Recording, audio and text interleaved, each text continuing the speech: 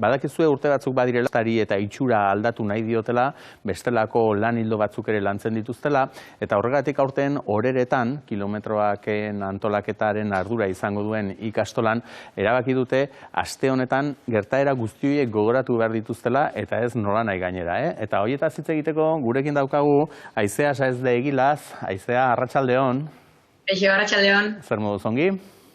Ongi, bai. Bai, esan dut nik, Imanol Muruaren liburua, besteak beste, gaur bertan aurkeztuko duzue oreretan, ze horrekin batera hasiko duzue, ekitaliz betetako astebete, ezta? Hoixe, bai, zuk esan bezala, astebeteko programa da prestatu duguna, eta liburu horren aurkezpenak irekiko du gure egitaraua. Zuk ongi adierazi bezala, ez eta Imanol beak hitzaurrean dion bezala, edabide baten itxierari ez, beste edabide batekin erantzun zitzaion, kasu hortan egunero ale berezi horrekin, eta berak liburu horretan egiten du bere bizipenetatik, ez, prozesu horren eta bilakaera ale berezi horren bilakaeraren kontaketa, eta horren aurkezpena izango da gaur arratsaldean bai. Hori da, zuzenean, egilearekin berarekin entzun ahal izango dira, eguneroren gainekoak, baina egunero duela 20 urte atera bazen, bihar egun oro aterako da, ez? Eta hitz joku soil bat dirudi, baina hori baino gehiago ere bada. Hori baino gehiago da, bai. Esan duten bezala, ez? Aste guztian hainbat ekintza egongo dira, izan liburua, dokumentala, musika, baina, aste arteko, biharko egun horrek badu bere zentzua, bere sentimendua, eta, ez? Bere historiatxua, bai, ez? Ni euskarako irakaslia nazen aldetik, aurten lanketa berezi bat egin dugu, gure ikasle dien hoiekin, ez? Transmisio lan hoi egitea, denoi dagokigu, eta, nola ez, egunkariaren, itxiraren, berriaren, sorreraren, eta gure euskal komunikabidea, nola gerturatu, ez, gure gaztiak. Gure gazte horiek jarri ditugu kazetari lanetan hasieratik bukaerara. Martin Ugaldea juteko aukera izan genuen abenduan, bertan, kazetariak egiten duten lanak kontatu ziguten, eta ikasleek beraiek, ikusi zuten ez, nola zen, prozesu hori ez, albiste bat, iritzi bat, zerbait kontatu beharretik, egunkari bat, fisikoan eukitzeraino ez. Eta esan bezala, hasieratik bukaerara, pasaden astian, errotatibara joan ginelako, eta egun ororen... Primizian daukagu, primizian. Primizia. Egun ororen ale hau ikusi genulako, nola ordenagailu batetik, ateratzen zen, ez?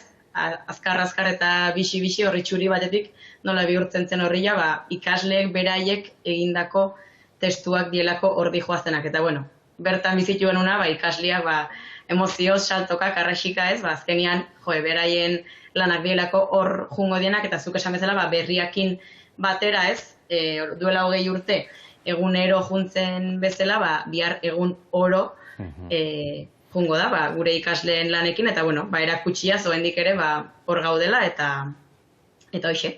Ze aipatu behar da, ez da, Euskal Herri erdia, edo bintzat osorik iaia samindu zuen albisteak, baina baita horeretan, eta berezik zuen ikastola ere, ze atxilotuetakoa eta zuzen ere ikastolako lehendakaria zen, ez da, beraz, gertutik harrapatu zizuen albisteak.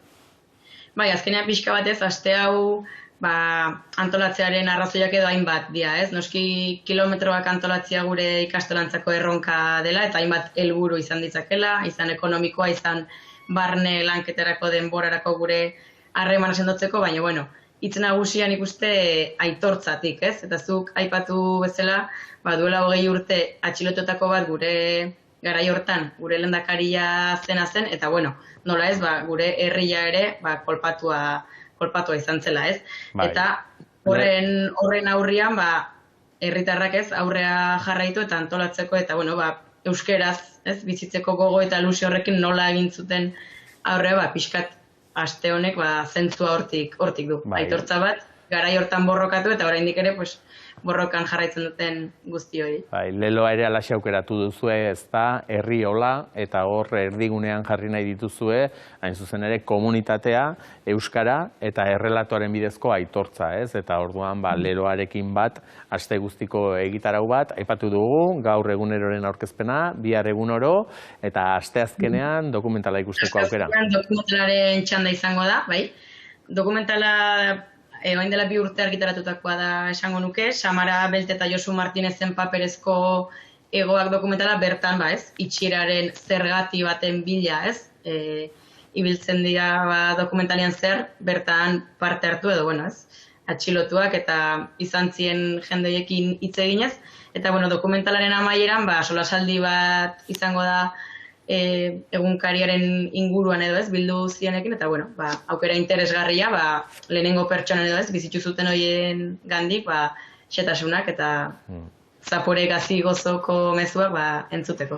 Hori da, gaur 20 urtez itxi zuten egunkaria, bihar 20 urtez abiatu zen egunero, eta gero ekainean ospatuko dugu 20 urte badirela berriak lekukoa hartu ziola egunkariari, eta hain zuzen ere egunkaria eta berriaren arteko tarte horri zuek artearen bidez ere erreparatu diozue, ze ostegunean hain zuzen ere egunkariatik berrira itzulia artistikoa izango duzue.